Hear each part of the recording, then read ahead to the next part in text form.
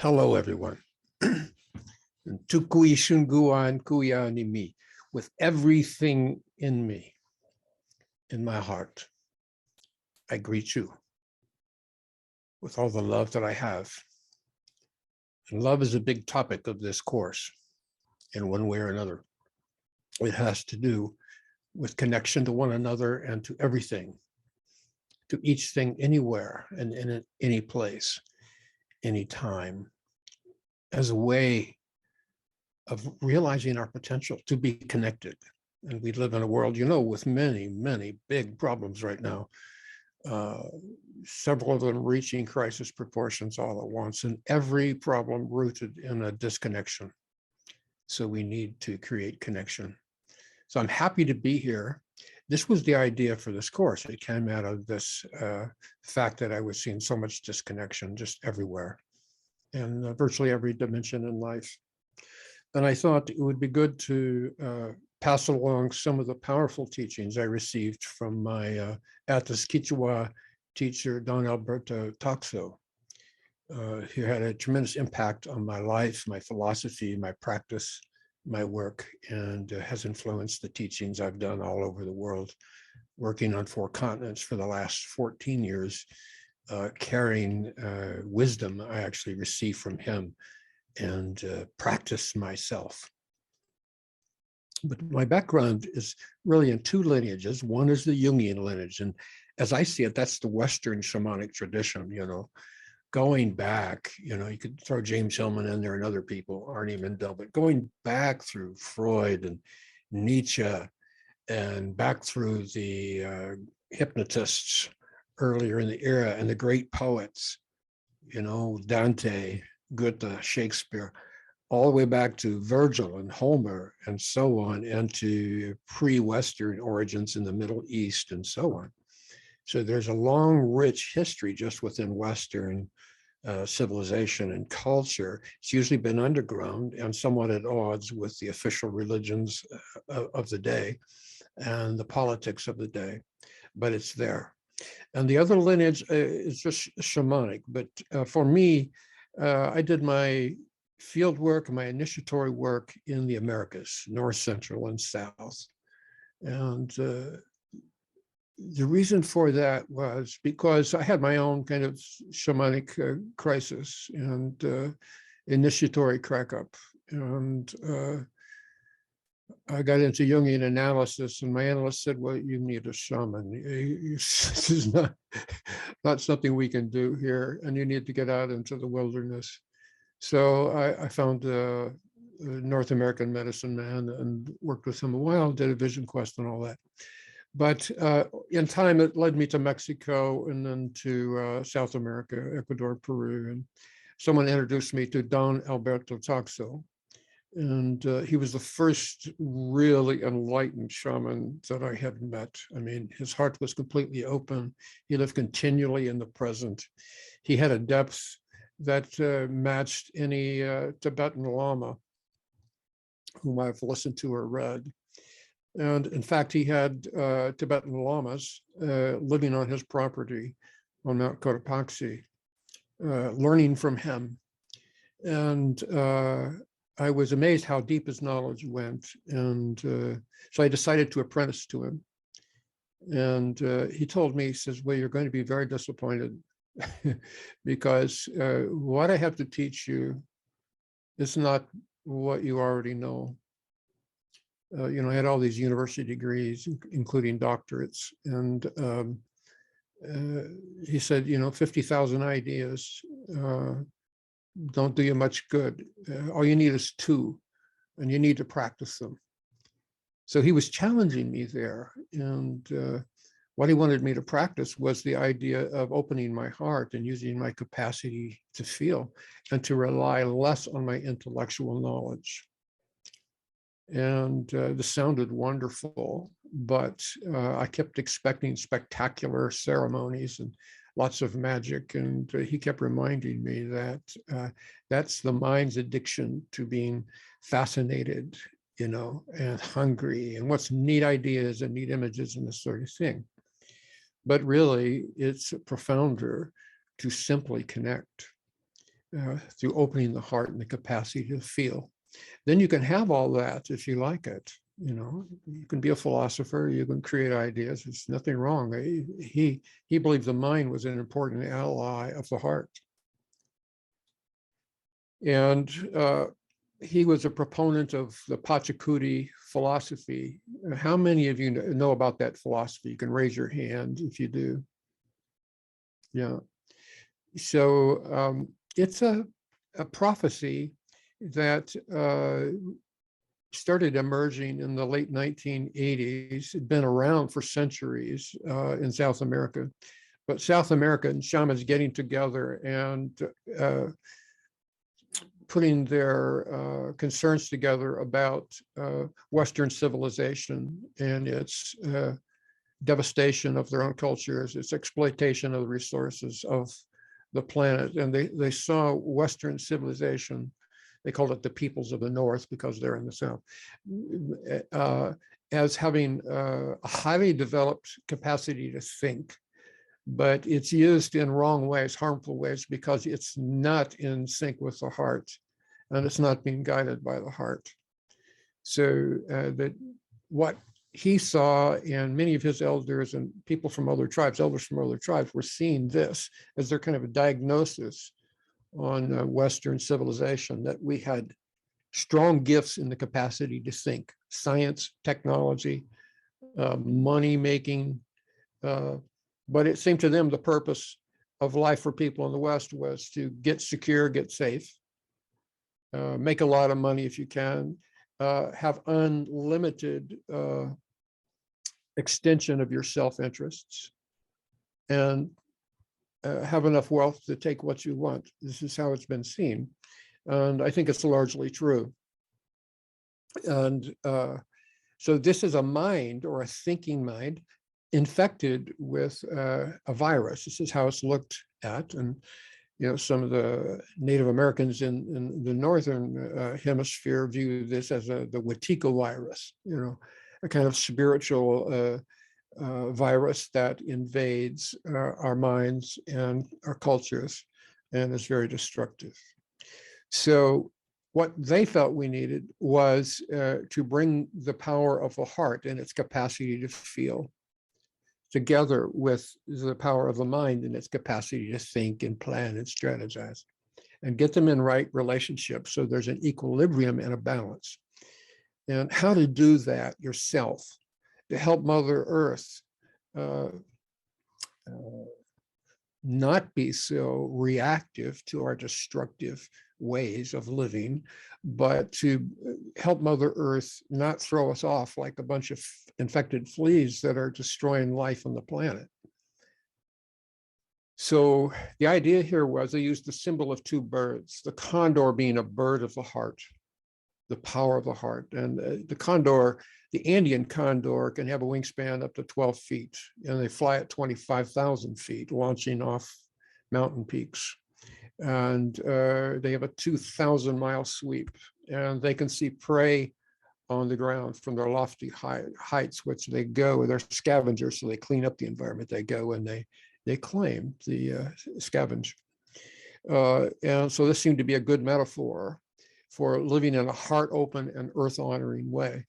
And then the eagle they saw as the power of the mind, which, as I already said, is the capacity to think and strategize and plan and use reason. And it could really be helpful in us changing our way of life on the planet if it were in relationship with the condor.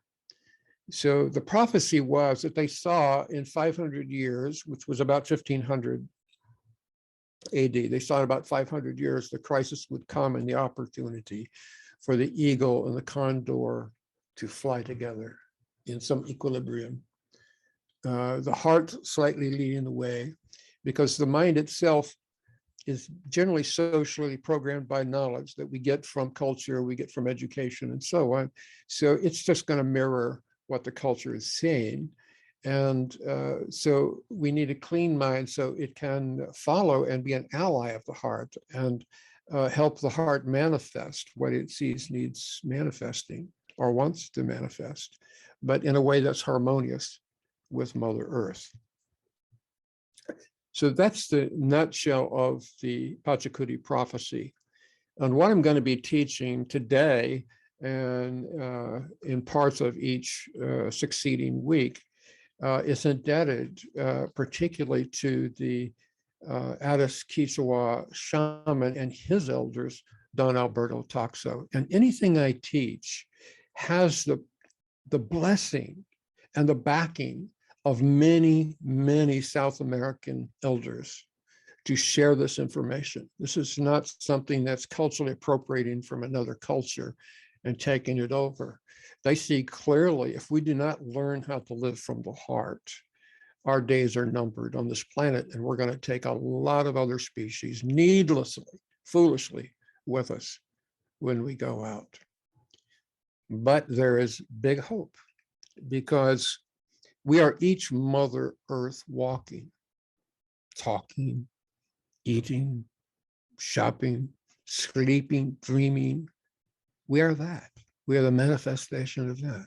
We are literally, not symbolically, Mother Earth walking, each one of us. So we are elements of her body.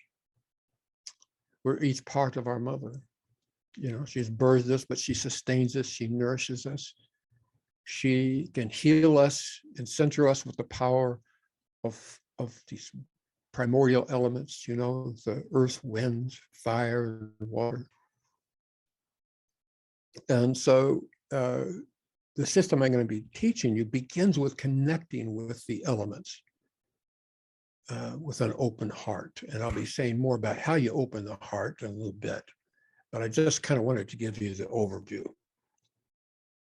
Now, Don Alberto's teaching that he passed on to me comes through his own Athis Kichwa tribal traditions.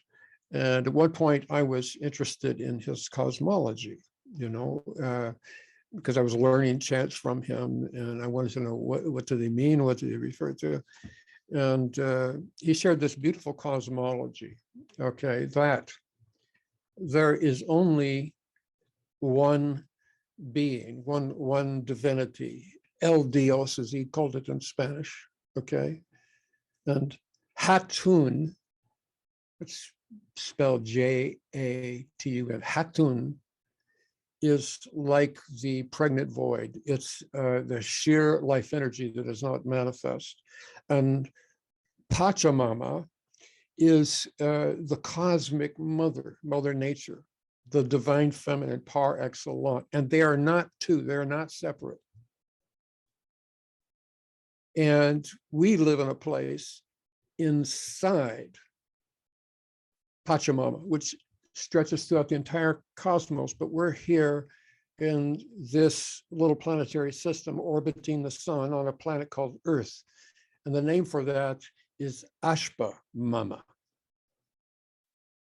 And these are expressed as eggs. Hatun is an egg of infinite boundaries, or no boundaries, but it's an egg. And inside that egg is a smaller egg, and it's called Wiracocha, Lake Wiracocha, which has mythological significance, but it means a lake of wisdom, like the collective unconscious or the Akasha, where all memories of every event that has ever occurred in the universe is recorded and is there like an archive, you know, and helps guide life in various places, and comes into play in certain mystical or ecstatic states, or in dreams, or in shamanic journeys. So like Wiracocha is the second largest egg, and then inside that is Pachamama, so that everything that happens in Pachamama is also recorded there. And then there's Ashpamama, and there's you and me, and the trees, the plants, you know, the rock peoples, the animals, the elements. There is nothing that is not holy. Todo es sagrado, Don Alberto used to say, everything is sacred. And you can see that if you open your heart and connect. So that little cosmology I just shared celebrates the Great Mother as Pachamama. And it's obviously a feminine symbol, you know, these eggs. And there's not one of us, man or woman, that has not come through the womb door of the mother. So this is recognized as something fundamental, okay? And our mother loves us, and she nourishes and she sustains us. And how does she do that? Through these four elements and their combinations. The earth element, for example, comes into us when we eat food. And I learned ceremonies of eating that were very simple, simply to bless and express gratitude for your food, to eat without thinking, meaning no conversation, no busyness, just to feel the food, to savor it, to taste it, to relax with it, to let the love of Mother Earth nourish you. Same way when you're drinking water. Same way when you're breathing the air or touching a plant or letting the wind carry your stress away. These are ways she loves us and cares for us. And these four elements, we're going to take each week and learn to practice it as we go through these 4 weeks. And at this time, this particular class, it will be the element of fire. And I don't think of myself as a shaman. I think of myself as a shamanist, just like a Buddha follower thinks of themselves as a Buddhist. You know, I follow the earth honoring, heart open way of life. Yeah, I journey, I go into other dimensions. I do healings. I also do psychotherapy, and I also do poetry and painting and loving my lady and my grandchildren and my great-grandchildren. You know, for me, to make the word shaman a title is a mistake. In Don Alberto's culture, and to some extent, I inherited that from him, is the word yachak, which just means an elder who teaches, who lends a hand, who spreads seeds of wisdom around as far as they can, and who does healings when needing and cleansings and this sort of thing.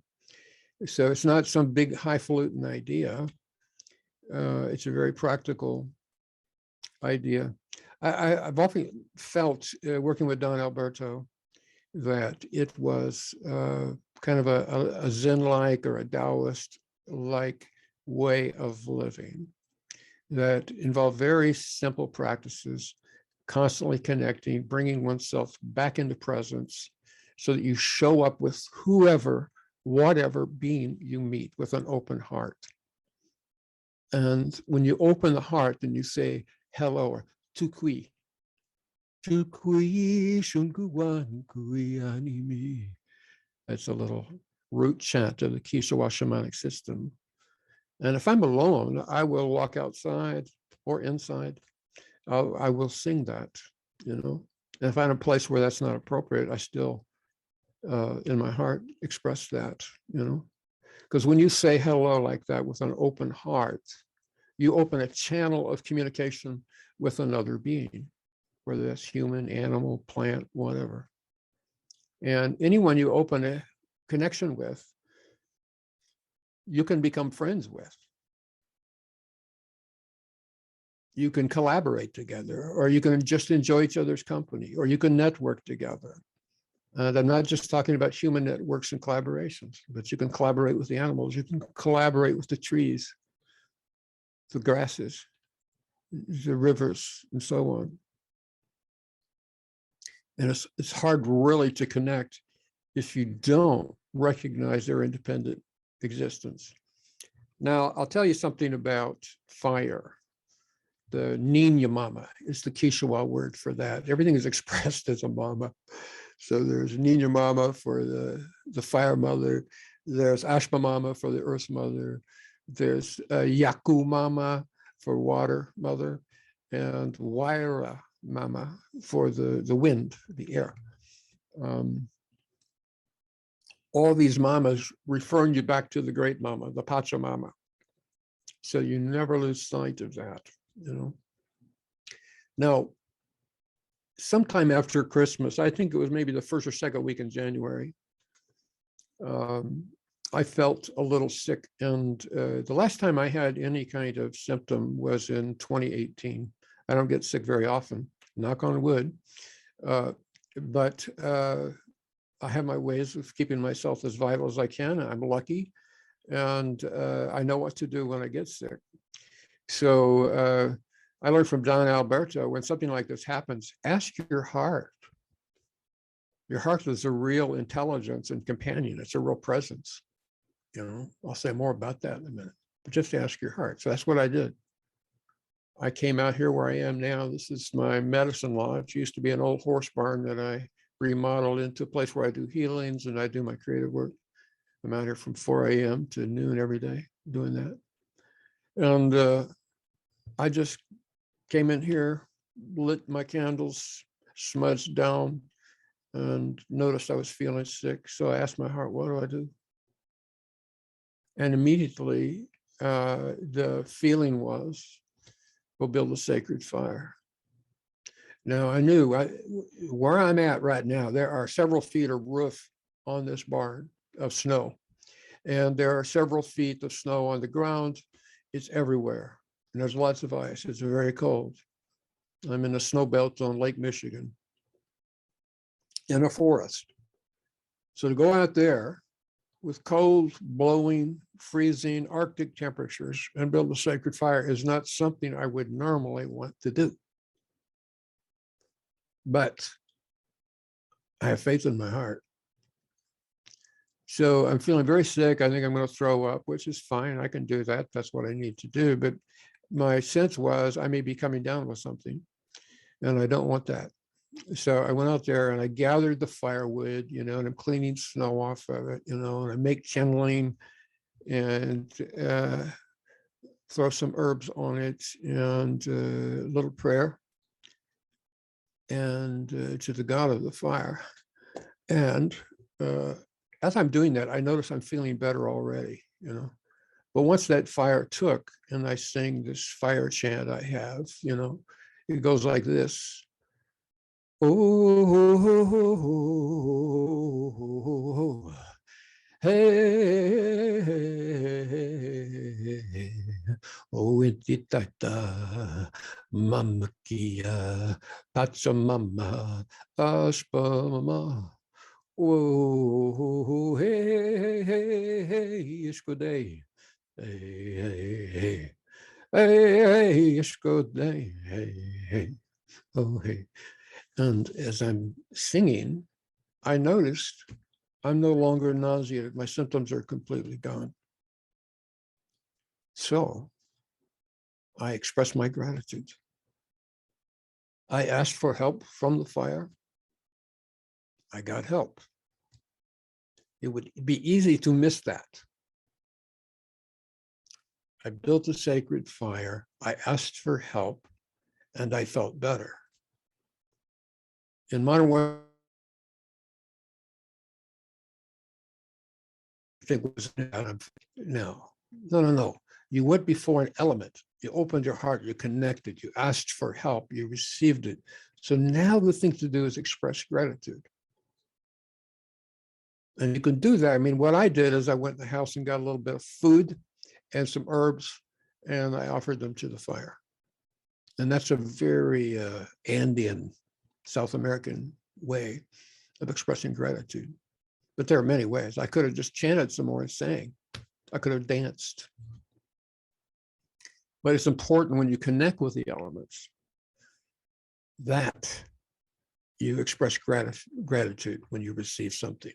And the only way you're going to know if you receive something is to pause and look, feel, and see if there's a change. And if there has, then you need to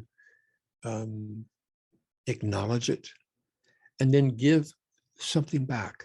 This is reciprocity. What you give back is an exchange of energy. Now, I want to say, when you connect with any element, be it fire, water, earth, or wind. You're not just connecting with the physical presentation of it, although that's important. Your senses should be involved. You should be feeling it that way too.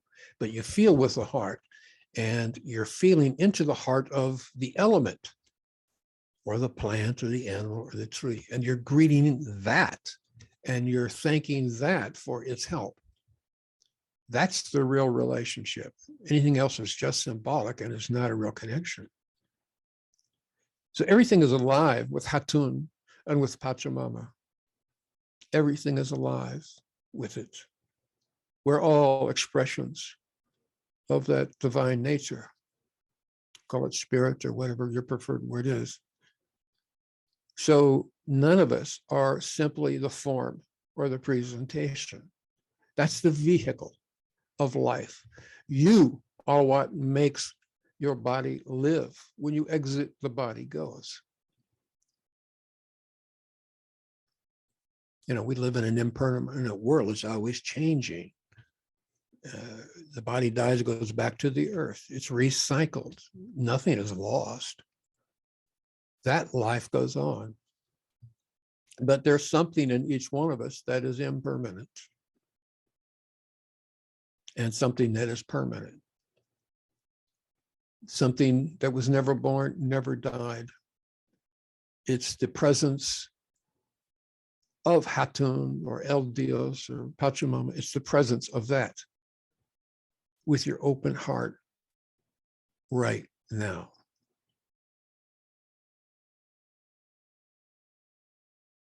Okay, we'll pause there for a minute. I said a lot, and in a minute, I want to show you a beautiful way to connect, open and connect with your own heart, and to find your own essence and live that, what I call your own archetype. But let's see if there's any questions that have come up. Yeah, thanks, Michael. Just before we get into that, I think it sounds like your voice is coming through your headset mic and not your beautiful pro mic there. So I wonder, were you able to just check your preferences and see if you can switch over? Interesting, because it was working. Let's see. Yeah, sometimes it'll switch when you plug something new in. So let's just check that. You're talking about Zoom preferences. It sounds okay, but it could sound better, I think. There's preferences. Okay, so where am I going, to audio? No. Yeah, audio. And then for microphone, just make sure it's on whatever you're using there. I'm looking for microphone. Yeah, if you go to the audio settings, speaker, microphone. Just says always show controls. Okay, now it showed up. All right. Test mic. Yeah, just to the right of test mic, you should be able to select what the input is.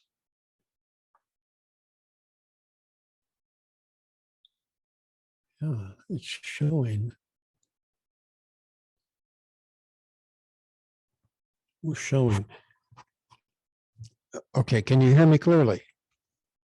Yeah, just scratch that little microphone on your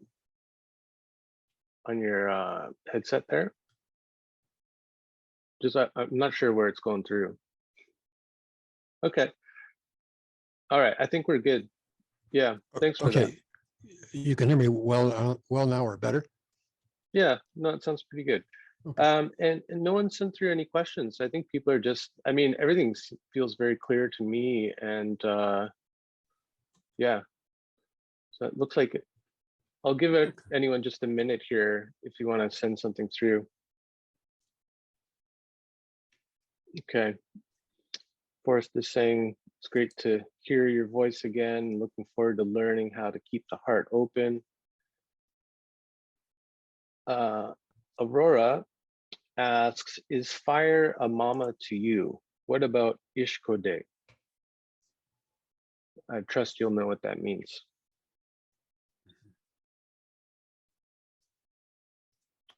Okay, shall I respond to that?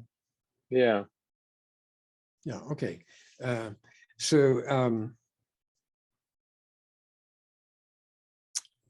okay, so yeah, fire is still a mama to me. Ishkode is a god of sacred fire.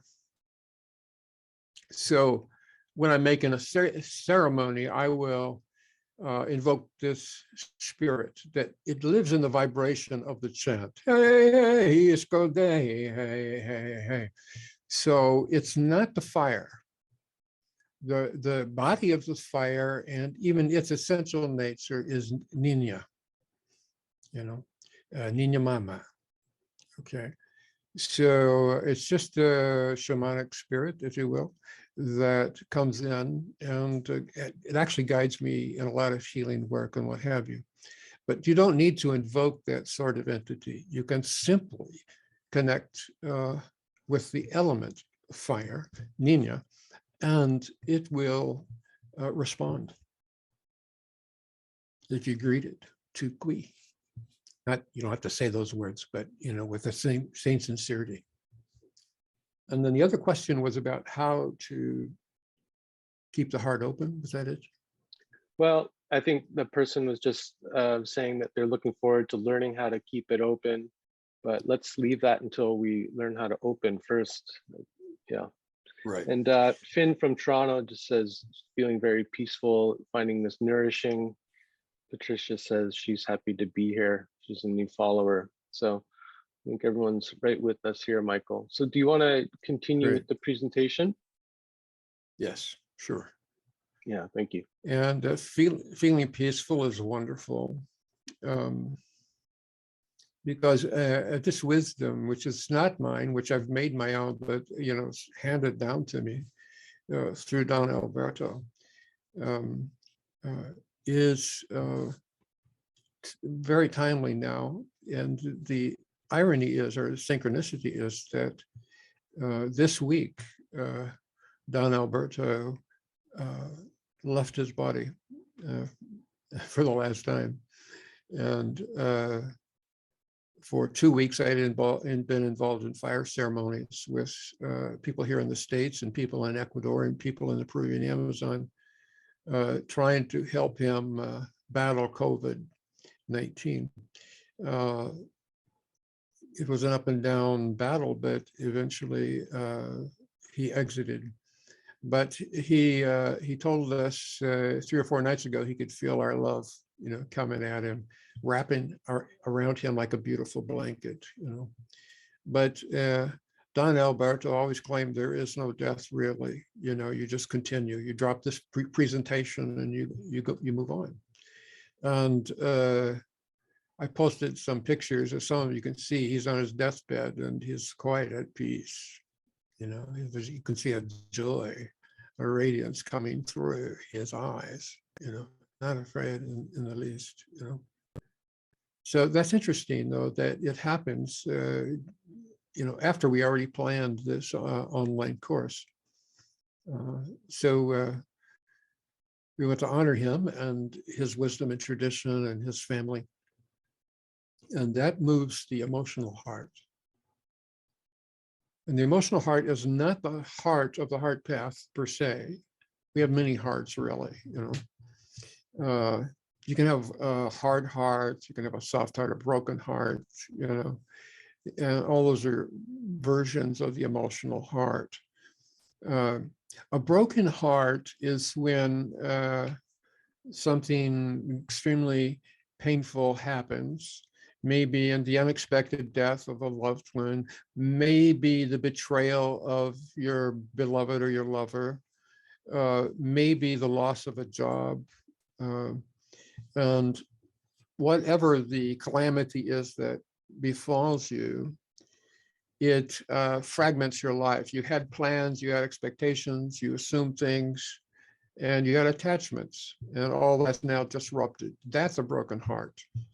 And it does create a form of soul loss, let's call it, because If not out of your body, you're out of your mind somewhat. You're reeling. You've lost your focus, lost your sense of purpose, and so on.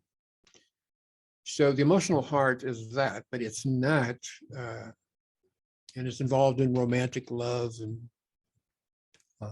lots of sweetness and that sort of thing. It's got the emotions: sad, happy, scared, angry, excited. All those can touch and disturb the equilibrium of the emotional heart.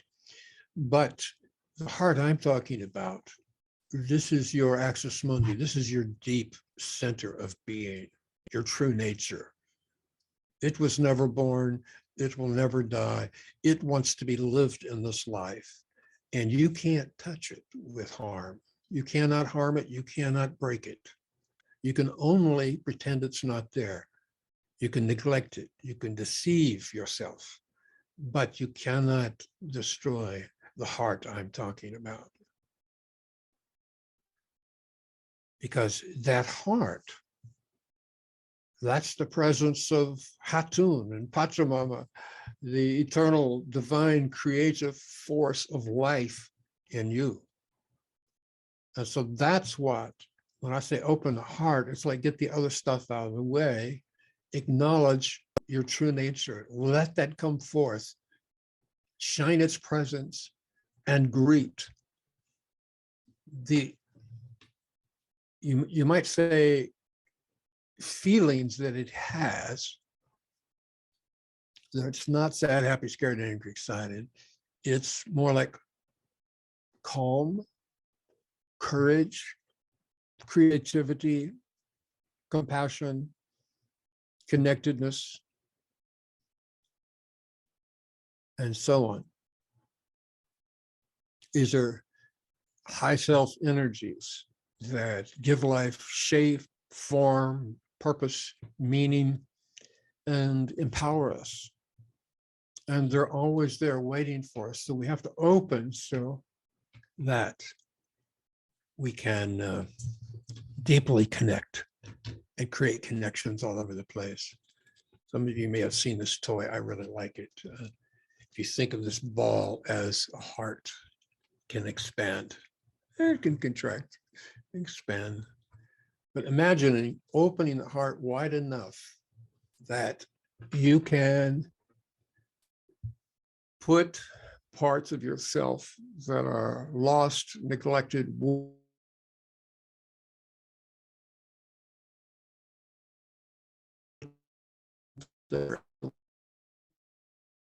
that in the fourth week of this course, we'll be going into that, like how to heal your wounded parts, how to work with your shadow, and especially the stuff you don't want to work on or even acknowledge is there, but how to open the heart and work with that stuff in a way that truly is healing.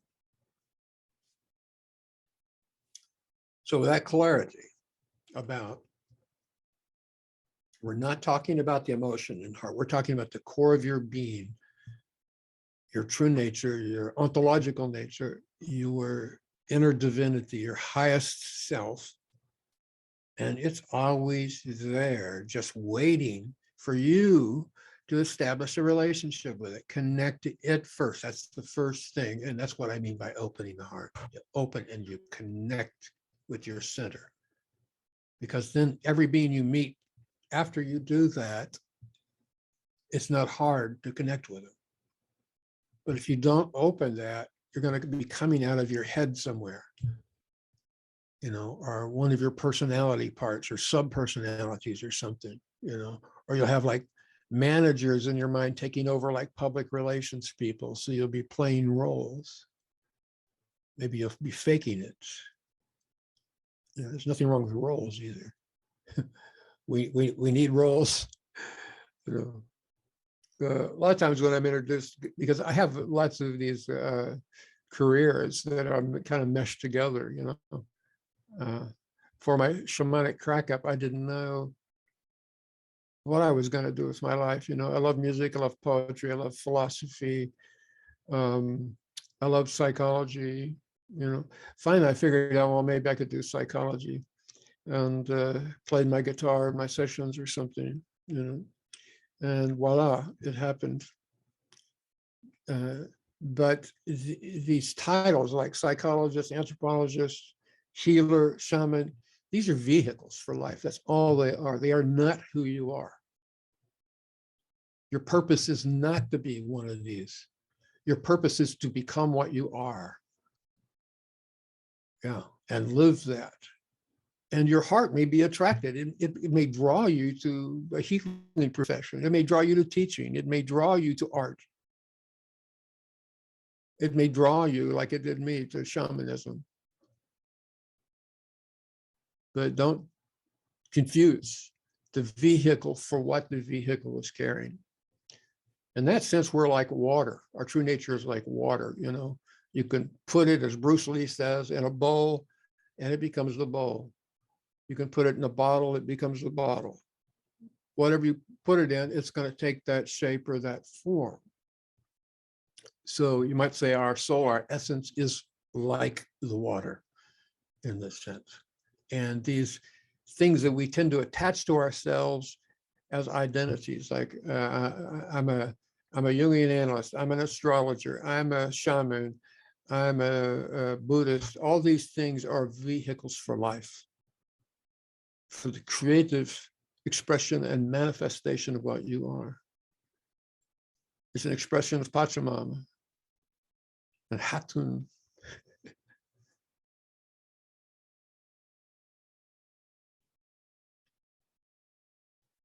But if you know how to connect with your heart, you can find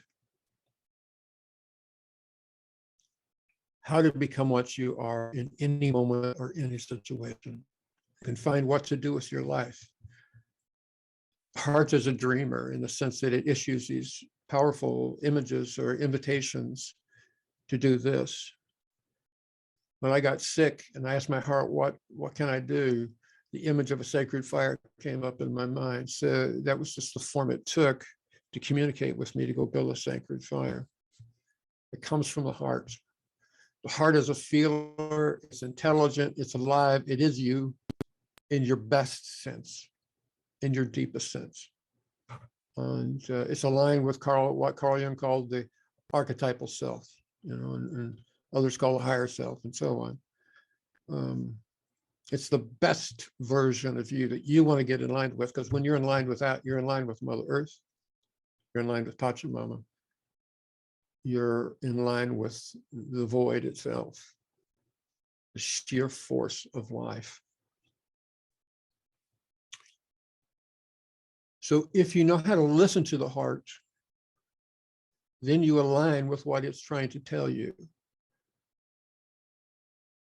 And then you can do what it's trying to show you could be wonderful to do. And it also tells you what not to do. You know, it has a kind of a yes to it and a no to it. It'll let you know what's more in integrity with your true nature and what is out of integrity with your true nature. So I have a little practice I want to teach you now on how to listen to it. And I don't mean with your ears so much as with your heart itself and with feeling, the capacity to feel, which is not emotion. It's more like what the Toltecs call silent knowledge, direct knowing.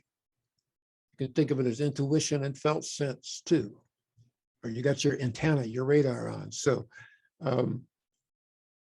that kind of feeling and knowing comes from the heart and communicates with the heart. So to listen to the heart, you have to access the silent knowledge or your radar, whatever you want to call that. So let me invite you now to close your eyes for a minute. Take a deep breath. And let your attention drop down from your forehead to the middle of your body, around the heart, the diaphragm, the gut, that area. All good heart energy area. Drop down there. With your attention there, you can also use your mind to think of someone that you do not feel comfortable being around. So when you bring them to mind, pay attention to what you're feeling there in the center of your body.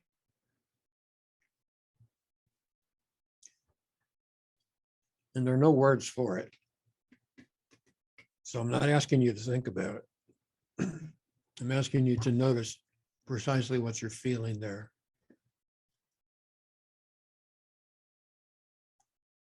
It's going to be more somatic, more kinesthetic. Later, you might say, I felt tight, I felt jumpy, I felt like I wanted to run, whatever. That's not it. But those words say it. It gives us some idea what it is. But the actual use of your feeling is to use the silent knowledge and know it. Know what it is you're feeling when you bring that person to mind that you do not like being with.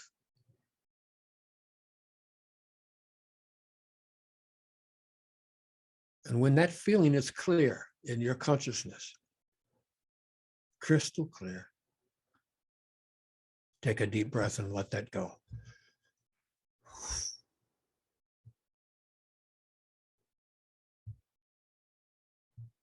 And then bring to mind someone it feels good to be around.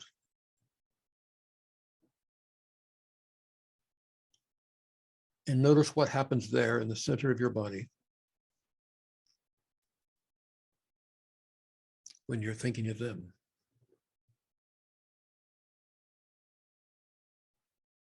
Notice the somatics, the feelings, the sensations.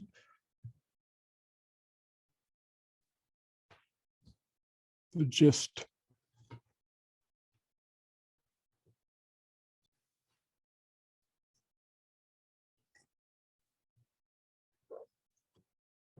You might find words like warm or relaxed or expansive come to mind. Again, they're just words. The main thing is the feeling, the direct knowing of what that is, how that shows up in your body. And once you have that, take another deep breath and let it go.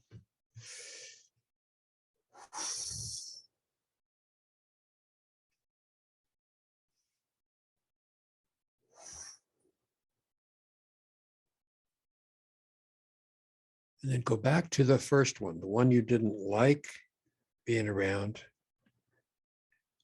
and feel in the middle of your body again, just so you can compare. So you know that. And when you have that, take another deep breath and let her go.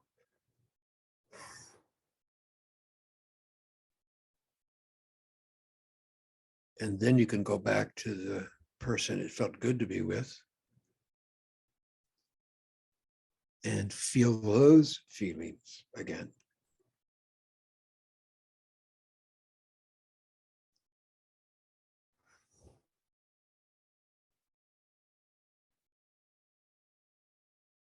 And then you can open your eyes when you're ready.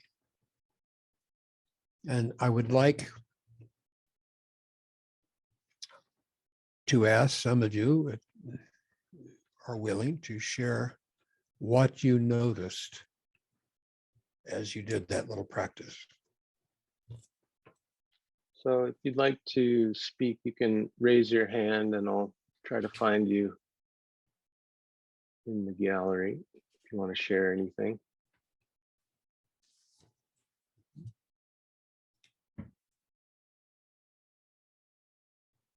Okay. All right.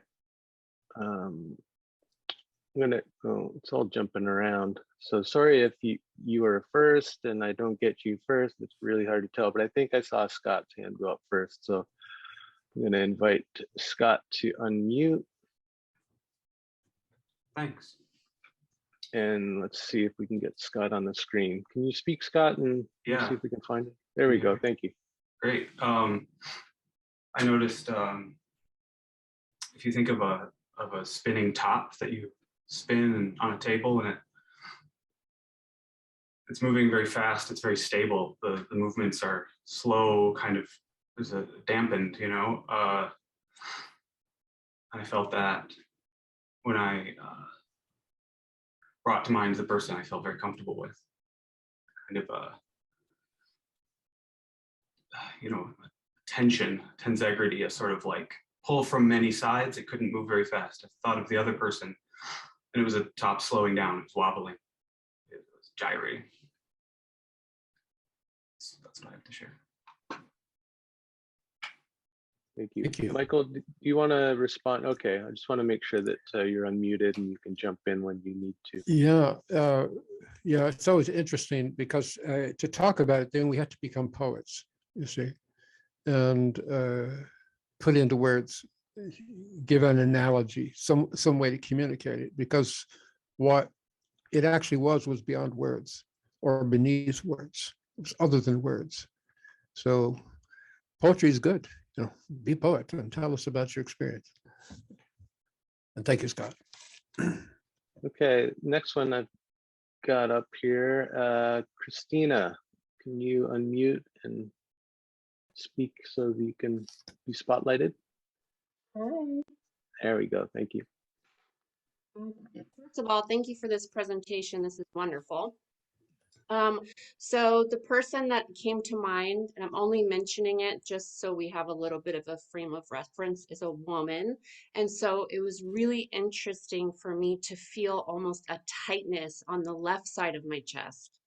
And then the person I loved is a man. And so I felt it on the right side of my chest, like a lotus flower, almost blossoming and blooming, stretching open, if you will. What was really interesting with that love, it's as if it started to carry over to that left side. And as I would toggle back and forth, it just kind of centered out and created a calm homeostasis, if you will, to where I just became maybe an observer and I just felt love. There was no reason for me to hold any anger any longer. It just felt good. That's what I experienced. Beautiful. Thank you, Christine. Yeah. You see the poetry again in your lotus. Yeah, I was thinking that too. We've got a group of poets here. This is great. Speaking the language of the heart. Okay, next up, I've got Finn in Toronto, my old hometown. Can you just make sure we can hear you, Finn? Yeah, you're unmuted, but sound's not coming through. No. Yeah, we'll go to Cherie next. Better? Oh, great! There you are. Perfect. Go ahead. Thank you. I felt very expansive, vulnerable, and pleasantly vulnerable. It was calm and unseparated. So it was yeah, it was very, very very nothing. Just wow. I love that. What do you think, Michael? Yeah, because we are actually getting beyond language. You know, there are limits to how far language is of the mind, you know, and poetry is where we try to bridge what goes on in the heart with the mind. But the farther you get, the more there's nothing to say, you know. Other maybe dance or gesture or paint, you can, you know, get some of it out that way. But yeah, but this is important because there are many ways of communication. You know, I'm a cat lover, and my cats, I know exactly what they want and when they want it, and they know me too. And they know my moods, they know my habits, you know. And when I'm doing ceremony and my consciousness is altered, they love me best then, okay? So they're all over me. So because they can feel I'm more open, I'm less busy, I'm more available, okay? And there's no words at all that has anything to do with that. And that's a beautiful example of the connection with feeling. You can have profoundly intimate connections with anything, animals, trees, plants, waters, and fires, and so on. Anyway, thank you, Finn. Yeah, I love that. The one word poem. Wow. Okay. And upside down, it's mom. There you go, mama. Yeah. Nice. Thanks. Sheree, is it Sheree? Sheree. Okay, you're on. Thank you. Thinking about the person I care about, it was the floodgates moving through me, which manifested as tears. And the person that I have troubles with, the dam came down. That's it. Another great image. Mm-hmm. Yeah, there's a lot of water in that one. Mm-hmm. The water element. Open the floodgates. Yeah. Should I move on, Michael? Yeah, we can move Okay.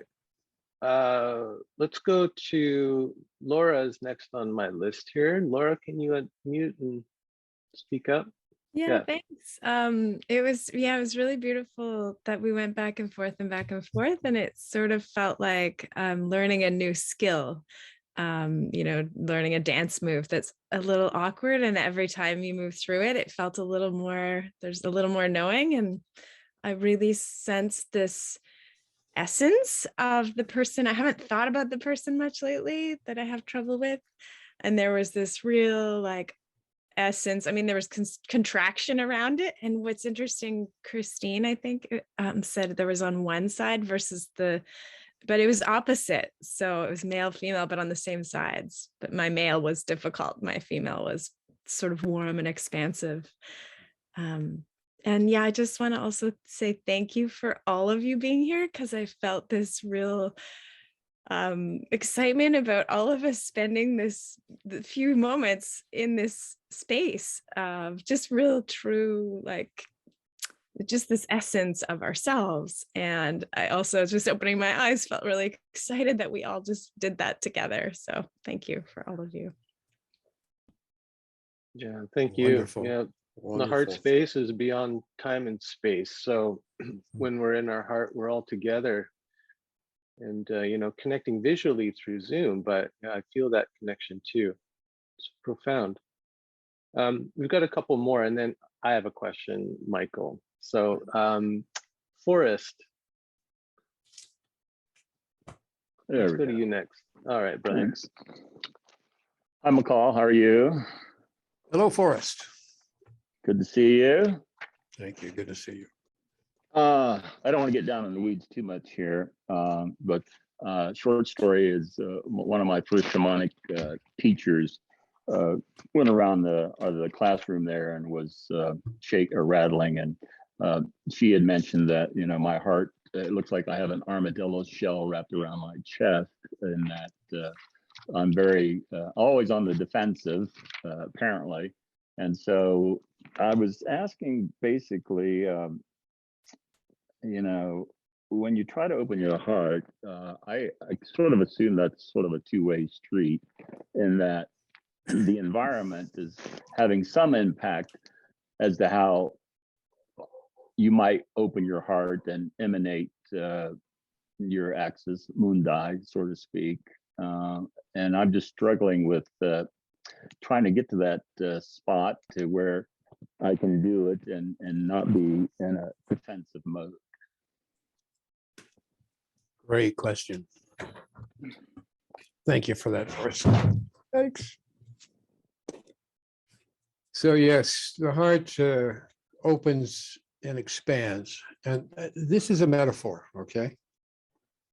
The heart itself is metaphoric in nature, because what we're talking about is beyond words. So we're just pointing to something that feels like expansion, like you see here, and contraction, okay? I remember someone asked the Dalai Lama, what would he do if somebody started shooting at him? And he said, run. You know, okay, so to take cover, to protect yourself is an act of contraction. It's not really the heart that's contracting, okay? It's the personality system and ego structures around it that are protecting and shutting it down. So when I say open the heart, I'm talking about softening those structures and opening them. And sometimes you have to, like if you've been wounded in the past, wounded as a boy, wounded as a teenager, whatever, you know, in some cruel way or a very painful way. So you probably have some part that's protecting that part, you know, that. Yeah, I just started to read a little bit about the polyvagal theory and understanding, you know, how that, you know, the environment can shut me down, so to speak. Right, right. So that's true too on the physiological level, somatic level. That I mean, just go to New York City, you know, and then go to Walden Pond, and then go back to New York City. Right. You can feel precisely what it is, right. You know. Yeah, right. But so the access. Go ahead. Go ahead, Forrest. You have to forgive me. I'm dyslexic and ADD, and I tend to interrupt people lots of times. But when you speak of the axis mundi, that's, and I understand the higher self, and that's unique to each and every one of us. But through past lives and even through this particular life, are we influencing, you know, the heart, the truth about our heart, the uniqueness of our heart? Are we carrying things from the past forward and trying to express our truth? Or is the truth just a universal thing that everybody experiences the same truth? Well, we may experience the same truth, but in different ways, you know, and everybody's truth, everybody's essential nature is absolutely unique, has a unique pattern, or what Jung called a ground plan or a blueprint, you know, that's utterly yours. And you're meant to manifest that. And it's manifest in your style, however you do what you do, your work, your play, your making love, your cooking, whatever you do will have this like thumbprint or blueprint quality to it that is utterly Forrest's and not anybody else's, you know. And you feel that. You can't actually usually see that unless they're dancers or something, you know, but you can feel the uniqueness of each person without the intellect being involved at all. You can just deeply sense that. Now, there's something you said I wanted to come back to. It was just before that. Oh, the axis mundi. The axis mundi is the center of the universe, the center of the world. It's the axis, like that spinning top around which things turn, and it's a stable point of reference. It is itself your true nature, and it is itself divinity, and it's not subject to being harmed. It is what it is, always is there, although you may lose touch with it. You may, or people may forget how to connect with it, you know, and go in search of it or something. But with indigenous peoples, the cycles of the seasons, you know, changing with a kind of a ceremonial center where people can connect with the sacred is very important, because they recognize that the life energy runs down over time if you don't reconnect with the center. So you've got to have a rhythm, a cyclical rhythm of coming back into the sacred energies, which fuel you up and power you up. And the farther you get away from them, this is called distance. The more distant you get from the center, axis mundi, the more things tend to go into chaos. There's a poet, William Butler Yeats, said of the early 20th century, he said, things fall apart, the center cannot hold, mere anarchy is loosed upon the world. The falconer the falcon cannot hear the falconer. You know, in other words, the creature cannot hear the creator. That's a situation of being out in chaos because you're too distant. And so the need is to return to the center. And if you think of a relationship, let's say a romantic relationship, that initially is filled with excitement and love and lovemaking, and there's a oneness, a big connection around the sacrality of that kind of love. Okay. But now fast forward 2 or 3 years down the road, maybe they got married, maybe they got a house, maybe they got a mortgage, you know, and they're finding, you know, maybe not so much of that energy there because they're preoccupied with these other things that they're doing, you know, and then the kids come, let's say, and they've got more responsibilities and nobody has time anymore to appreciate each other, to see how great the other is, you know, and to bask and revel in that. So the thing begins to wane, you know, the strength, the vitality of that relationship begins to lag behind and can actually fall apart if the couple doesn't have a rhythmic ritual of coming back together.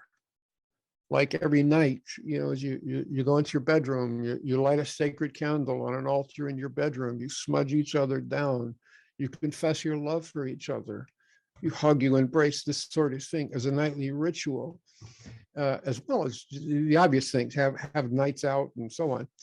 This is a kind of metaphor for the importance of regular return to the center. So we can be heart open at the moment for us, okay? And then we go to work and it shuts down or something. Or we might be heart open at work and we come home and something happens and that gets shut down because we're dealing with a problem now or with some frustrating situation. But the thing is, the frustrations and the challenges can be necessary to help us remember to open, you know, and to fly higher, to expand, to become present, you know, and you can do that in any situation. It's just kind of a habit one develops in practicing regularly. Just suddenly you see in any time, in any place, no matter what's going on, you can open. That's great, Michael. I see you, Patricia, but my question is actually related to what Forrest asked and what you've been talking about, Michael. So let me see if I can put this into good words. So my question is around discerning between some kind of unconscious in the body traumatic response to a person or a situation that may remind you of something that happened in the past, discerning between that kind of constriction or activation that happens and the real heart-centered no, like the justified contraction for legitimate protection in the present moment. Is that clear? Yeah, I think so. Let's see if it is clear. You want to know the difference or the discernment, how to discern between acting out of some traumatized part of oneself versus how to act from your own center. Is that correct? Maybe how to discern between an authentic and legitimate no in the heart, as opposed to something that's a reaction to something that happened in the past that you're just being reminded of in the present. You follow? Yes. A reaction is not coming from the heart. You know, a response comes from the heart, but not a reaction. A reaction is a knee-jerk subpersonality or part of the personality system that's wounded. You know, it's got its own identity in that, and it's hurt, it's offended, it's got its own beliefs. And even if it's not conscious of that, you know, there's some somatic knee-jerk reaction that is not of the heart itself. It's the sort of thing that the heart can open and be present with. So if you can remember to open the heart and to get in that, you can then welcome in the part that's having the knee-jerk reaction. think I lost you there. Brian, are you there? No, I think we're good. Okay. Can you hear me? Can you hear us? I can hear you now. For a minute, I Alright. couldn't. So, Yeah. So when you were leading us through the exercise, thinking of someone who troubles us, noticing how that feels in the heart, and then bringing in someone that we clearly have a loving and open relationship with, and noticing how that feels. mhm. So the person that we have trouble with, when we feel the top going off its center, or the contraction, or the heaviness, or the Mhm. ouch, if it's safe, how do we then open to that person? Well, you have to be ready, but when you open to the person in love, I'm talking about unconditional love or radical acceptance. You can only do that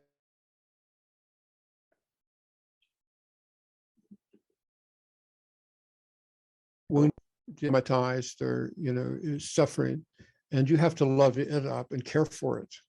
And you can gather that together, kind of open the heart and bring it in and work with it daily until it's become stable and comfortable in the environment of the heart. Then, if you can do that with yourself, you can do it with somebody else, even the perpetrator, the person that made you or you responded to with great pain. You can suddenly find capacity to love them, affirm them, which doesn't mean you accept being in a relationship with them if you don't want to be. But let your heart decide that, if you really want to be in or not. The heart's just very objective when it comes to its choices. It's not swayed by the emotions. Yeah. So we do have to distinguish between letting someone into our heart space and letting someone into our life, our physical space. Yeah. Like, we may not want to be troubled by that person's resonance in our being anymore. So we might do that work of bringing them into the open heart space to accept and forgive and all of that. But we still have to make that discerning move of having boundaries with them if necessary. Yeah. Yeah, absolutely. Yeah. Yeah. Yeah. There are times, there's times to say no.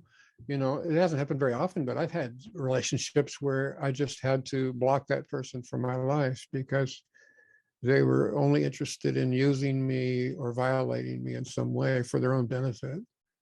And so I'm not going to let them do that, But before I block them, I look into myself and I ask, what is it in me that needs attention such that they can actually get in and distract me or use me? See, and find the root of that. Then I can take care of that in myself.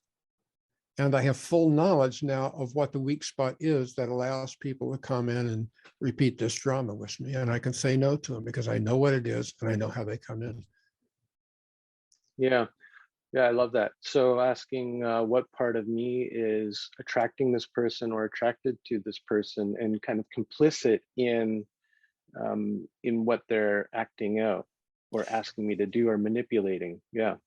Yes. For example, there was a shaman in South America that was a brilliant healer, but I became aware that he could be very egocentric and actually do harm to people. And then I saw that he got into my Facebook account. He'd befriended my grandchildren even. And I asked him what's going on with this, And he said that I know a lot of people, and he thought I could make him famous.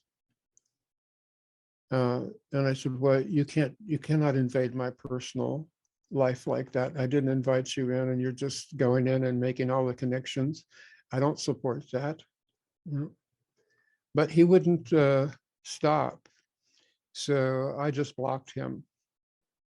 And I knew it was very painful for him, and I didn't want to do it, but I had asked myself, okay, how did that guy get in my life?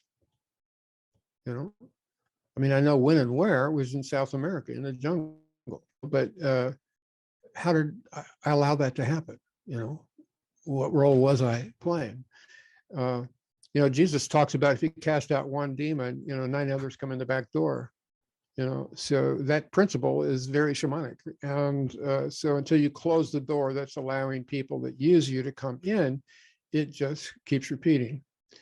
So yeah, I found that, and it was related to something I spent years working on, but it had to do with my own experience of sexual abuse as a child. So there was grooming, you know, and what I noticed with anybody subsequently that came to me and first wanted to help me, work with me, or they admired me or something like that, that was the very door by which they were coming in. So something in me needed to be seen that wasn't being seen. Okay, and it wasn't being seen by me. So I had to see and recognize myself and stop looking for validation from others. And then I could close the door and I could tell him goodbye, have a nice life, and not feel the slightest bit of guilt. Be completely centered in doing it. Okay, because I removed any way he can attach to me now, if you follow that. But I wish him well. I think it'll be the next life before he works through that kind of karma, but you know, that's his. Does that help? Yeah, thanks. I think that's really helpful. I'm seeing lots of nods in the audience. So let's move on. I want to get to Patricia. You've been waiting so patiently. So please, if you would unmute and ask what you have to ask. Well, I'm just so grateful that you asked your question first. Like, obviously, with some intuition, because it's so relative to my person that I have trouble with. And the feeling was stagnant. And as we wove in and out, I realized that the people that I have positive relationships with were so expansive, like even beyond myself, the energy that they have and that I have towards them, it moves beyond my body. Whereas the person that I have a troubled, relationship with, it's stagnant and it's trapped. So it's something that they don't have to resolve. I realized in that moment that it's something that I need to resolve. And so then asking, what trauma do I have? How did I invite that person? Why am I? Because I really didn't know what kind of reaction that person would get. It was kind of just an assumption, but I still don't know how to categorize that relationship, if you will, or where to put it yet. So once I wove in and out, that exercise is so powerful, because then you realize that your heart already knows the answer. Mm-hmm. It's my mind that is complicating what it is. I just had to ask and hear, and it was like, hi, I already know. And then my mind's like, oh, again, after the exercise, then my mind tunes in again, trying to say, oh, well, what, maybe it's this, maybe it's just that, or maybe it's something you did. But I think relying on that heart center and that exercise is extremely powerful. I've never done anything like that before. And I appreciate your question, because I do have trauma. I think that type of person, I honestly invite in a lot. So thank you for that. Yeah, I think we don't always have to invite in. I mean, the word suggests kind of we know what we're doing, but sometimes they'll come in if the door is open. That was my metaphor, that if we don't do this healing in ourselves, for what makes it possible for somebody to come in and mess with us or do us harm, it just tends to keep repeating itself. Yeah, and I think, Michael, we had discussed maybe in coming weeks getting into the kind of meditation that we'll do, that will be about inviting certain figures into and around the sacred fire, and maybe keeping others on the outside. And so how to do some of that inner work around closing the door, opening the door, inviting in, keeping out, right? Right. Good. Yeah. Yeah. You know, today's talk is on the archetypal heart. Next week, we're going to look at the archetypes and allies that we do have, and to connect with them, so we can then look at the challenges and obstacles that we have, which are those things that can pull us off our heart path. And then the fourth class is about opening and the healing, the clearing out of what in the mind and in the emotional body is wounded and pulling us off our path. So it's the fourth session where we'll actually get into some of the healing stuff. And keep in mind, this is just an introductory course. It's skimming the surface of something here that can be gone into in much more depth. So I don't expect all of this knowledge to take just from the first hearing, but I can tell you the first few hours I spent with Don Alberto profoundly changed my life, and it's a change that just keeps growing and accumulating. So if you just have the core ideas and a few basic practices, you can do tremendous work on your own. Yeah, I can attest to that too. It's once you start walking on the path of the heart, you'll meet teachers along the way. You'll kind of go over different territories again and again and again and get to know them. So eventually you become like, I think of it as like a guide in the forest.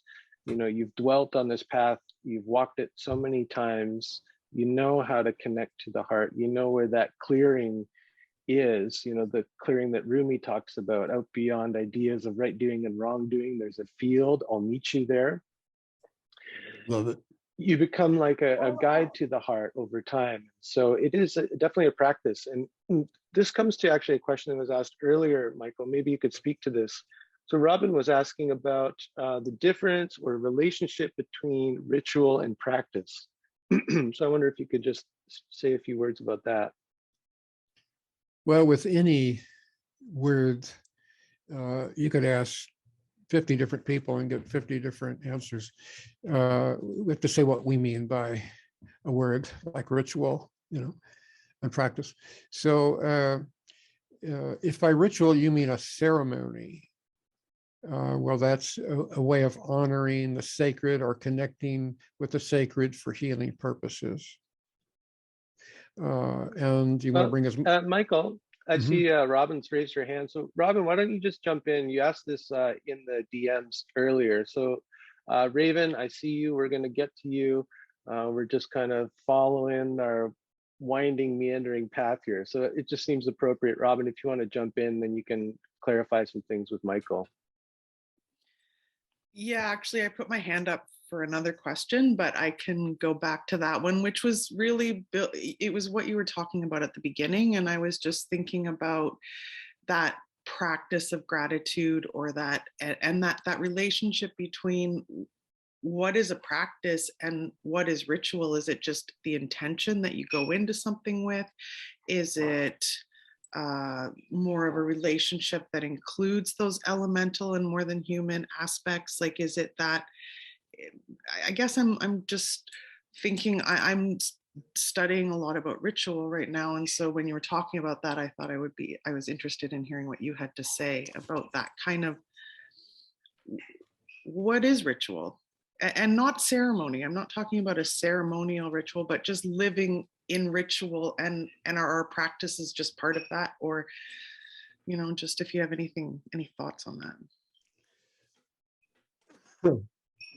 Well, I have lots of thoughts on ritual.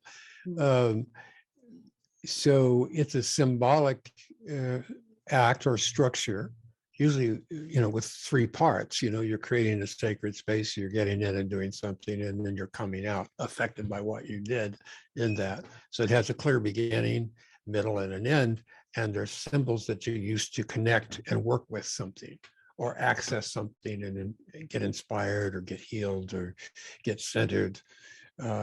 In this sense, it doesn't differ from ceremony much. And the ceremonies of this Quechua system are very simple. Having a meal is the ceremony of eating. Having a shower is the ceremony of bathing. And I'm going to teach you about that soon. And then there's going to the bathroom, you know, the toilet, the ceremony of elimination, the ceremony of breathing, and so on. So in this shamanic system, ceremonies is like todo es sagrado, everything is sacred. So whatever you're doing, be completely present in it. And no need for words or conversations, but be here now in what you're doing, sort of thing. Ritual can be used for healing in the sense that, let's say, this has come up, you know, somebody did something that they regret in their life and they're carrying around guilt for years. It has come up a lot with women who've had abortions and maybe they're 50 years old or something, and there's something there they need to resolve with it, you know. So we can do a ritual that's symbolic and at the same time maybe even actually communicate somehow with the child that was aborted and have a conversation between the mother and the child in that space, or the mother and the baby in that space where they both come to peace and are able to accept what happened and not carry self-rejection or blame, you know, around. So the ritual can be the structure in which that happens. And you can bury things in the earth, for example. If you did abort a baby, you know, you can have a ritual in which you dig a hole in the ground. You prepare for this, you know, and maybe you grab a couple of fruits and you wrap them in a blanket, you know, and you lay that as a symbol of the baby in there. And maybe you offer flowers and maybe you offer some words, you know, and you have somebody with you to witness what you're doing. And then you bury that baby with your own hands, your hands in the dirt, you know, and then maybe you plant, you bring a seed to plant, a tree, something to grow there. And then maybe if you're there with your spouse, your best friend, whatever, you go have a coffee somewhere, some nice place, or go out to lunch, you know. So this is talking back to the unconscious parts of ourself in its own language. And that's what ritual is at its best, to me, from a shamanic or psycho-shamanic point of view.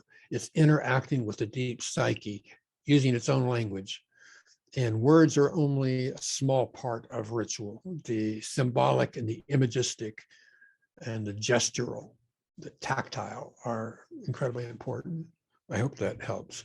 Yeah, that's a great explanation, Michael. I think one of the traps that we Northerners can fall into is getting really hung up on specificity of words.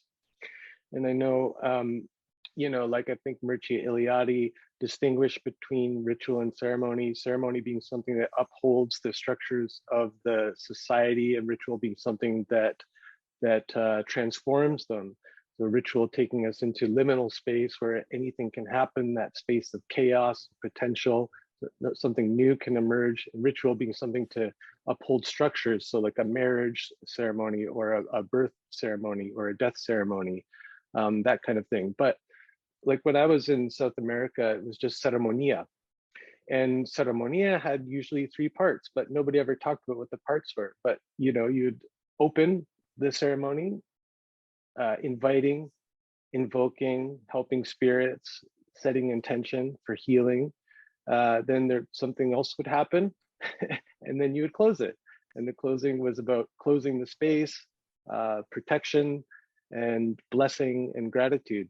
So I think just keep inviting people to come back. Just keep things really simple. Try not to get hung up on words and definitions. This is taking us into the mind. This is ego leading the way rather than the heart. And so, yeah. Yeah, but they're good questions. But it's just the nature of language. It's not up to the task of feeling and direct knowing. And scholars, they always, you know, if it's new material, like Eliade was a creative scholar, so they always have to create their own terms and say, okay, all right, this is in the dictionary, but this is not what I mean by it. By sacred, I shall mean, and then they spit out what they mean. You know, somebody else comes along, uses the same word, but they mean something different with it. Yeah. So I like to see what does the person actually mean when they use that word. Mm-hmm. Okay, Raven, I see you writing away, but you ready to ask your question? Sorry to keep you waiting. Hey, Raven. Oh, hey. I wasn't waiting at all. I actually put up my hands, like I just snuck in right before. So thanks for acknowledging me. I love all of this. So thank you so much for having me. I just wanted to kind of share about the heart experience, and what kind of called, I wasn't going to share, but what kind of called it forth was, and I love the way that you're articulating this, Dr. McCall, is how we can kind of get kind of wrapped up in our stories and the words, especially when we're trying to identify the difference between does this path have a heart or not. And so when you brought up the perpetrator, that was just a core wound subconsciously that I was really enacting. So when we did the exercise, I actually, like, those were my two people. One was very, very loving, and one was like kind of like this symbol of the perpetrator. And I just kind of wanted to illustrate, because I do feel that I have alchemized that in unconditional love, like your example. And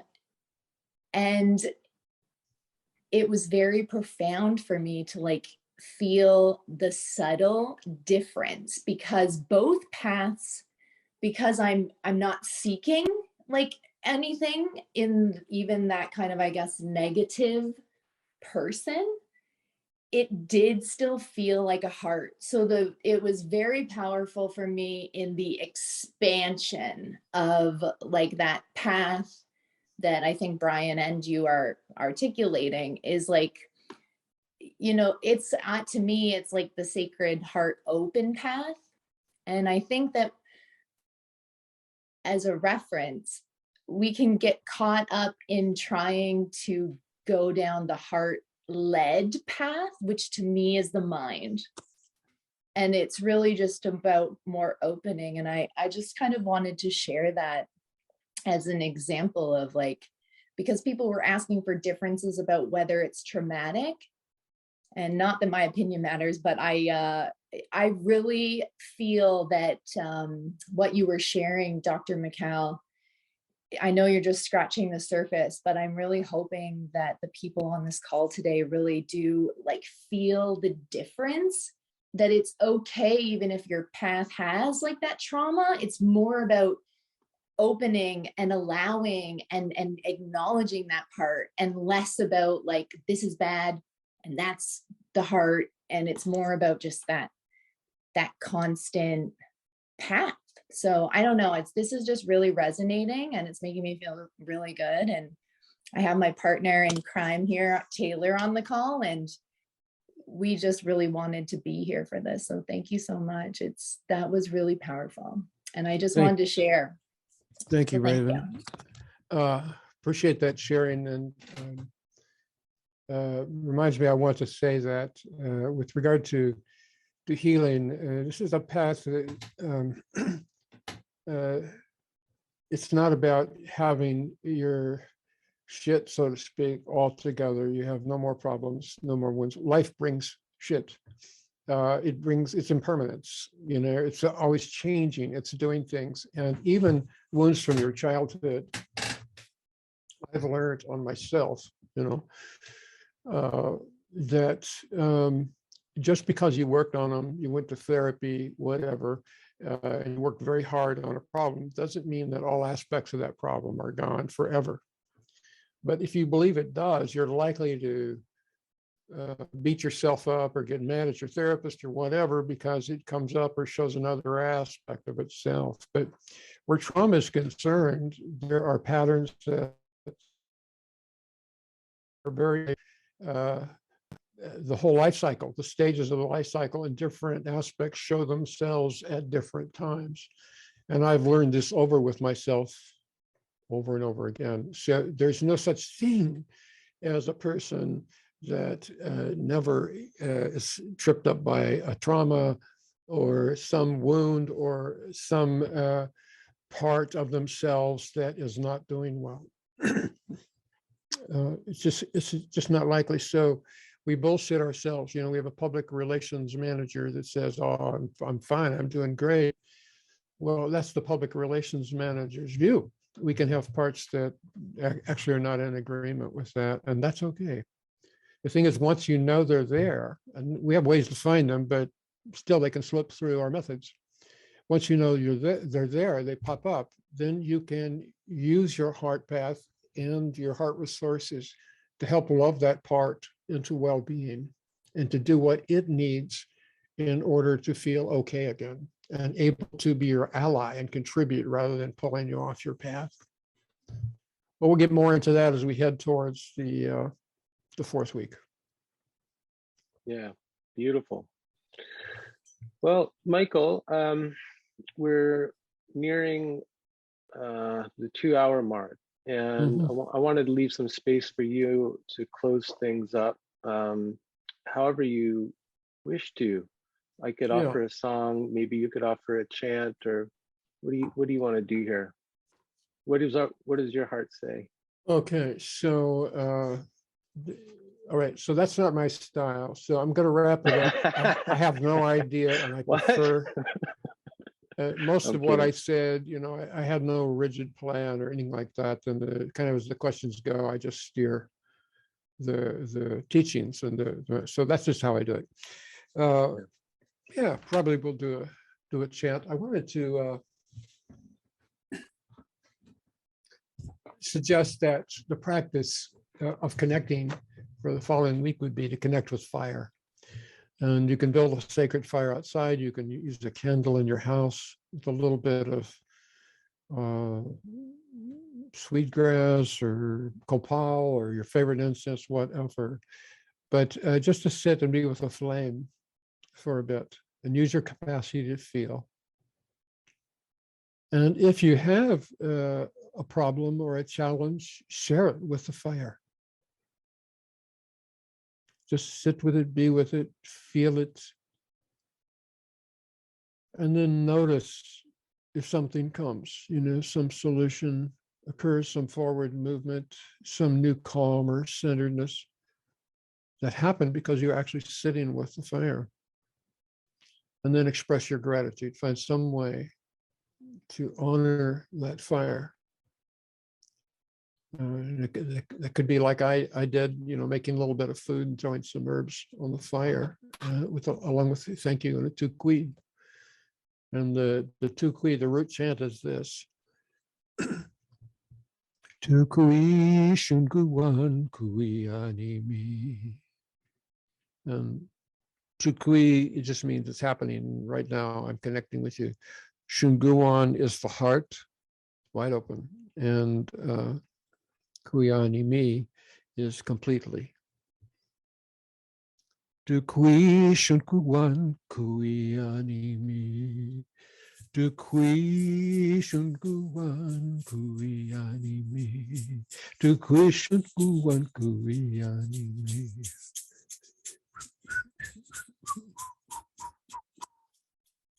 And back to our original chant that has the root chant in it. Hatun Wirakocha Pachama Mahashpa Mama TUKUY shunguwan kuyanimi. TUKUY shunguwan kuyanimi. And I would like to close with a few words from Don Alberto. Don Alberto was a natural born poet, and he spoke in verse. He might throw out some verse, and then there'd be this long silence after. And then he might ask us what we were feeling. I want to share a little bit of his verse with you because it's the only way he spoke, the only way he taught. If it didn't come as poetry, it didn't come, you know. But it's very simple. And he called his little sayings, his poetics, invitations. The invitation is to start feeling again, to get to the place of being able to feel more. We use the heart to know how. Our hearts will tell us what we can use to transform the elements, the music, the aromas, the food, the colors, the friendships, the relationship, the solitude, all can help us. The invitation is in every time and place to activate the power of feeling. Life then is more real. And we can surpass many difficulties because it's easier for us to find a solution. And we can laugh at ourselves. Maybe we always knew the solution, but we were thinking too hard. Now, this is in Spanish, but this is an English translation. The invitation is to greet everything, to greet all your eyes see with all your heart, to give thanks for everything that comes to us, to give thanks to everything that comes to us. The invitation is to take advantage of the wisdom of each and every moment and place all the time. TUKUY.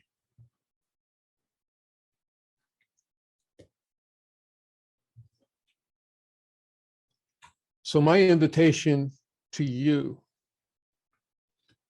is to take what you feel you got, either by feeling or something I said or something you noticed about what you did, and put it into practice. And not just think about it or talk about it, but actually practice. Because it's practice that will change the world by changing ourselves first. And we have to get more whole, more in line, more open with ourselves before we can get more aligned and open and in harmony with Mother Earth. And we need this if we're to stop this unnecessary reaction of climate change and social and political unrest and discommunication. We have to learn to communicate. And the first thing to do is get your head and your heart in connection and let the heart lead. It's your guide. It's your source of inspiration. It's the place where God lives, if you will. Hope. Beautiful. Okay, well, thank you, Michael, and thanks again to everyone out there who's able to join us in person. I'll be sending out a link to view the video again if you want. There's a lot of people who couldn't be here in person today, so look for that. And maybe we can also share some recordings of the root chant with folks. I know Michael and I both recorded some, so we'll give you guys some resources along the way too. There might be some articles of Michael's that would be pertinent to share. So just keep an eye out in your inbox, and of course you'll get the invitation for the meeting next week. Bring your hearts, bring your questions. There's lots of opportunity to engage here, so you can see that it's wonderful, and it's a real great opportunity to speak with someone who's got lots of experience bridging these worlds of the North and the West, the eagle and the condor, psychology and shamanism. So I feel really grateful and honored to host this from my little cabin on the west coast of Canada. It's amazing. Isn't this technology incredible? And I prayed to Ganesha and Hermes to help us make these connections and to hold our group together. And so everything worked out. So I'm also amazed and grateful for that. Yeah, Michael. Brian, I want to thank you so much. This was your idea that we do something like this. It's a great idea. And I want to thank each of you that came and for being together. It's a wonderful thing to be together and to connect. It's a form of connection. And for showing up and being interested. And I hope to see you again next time.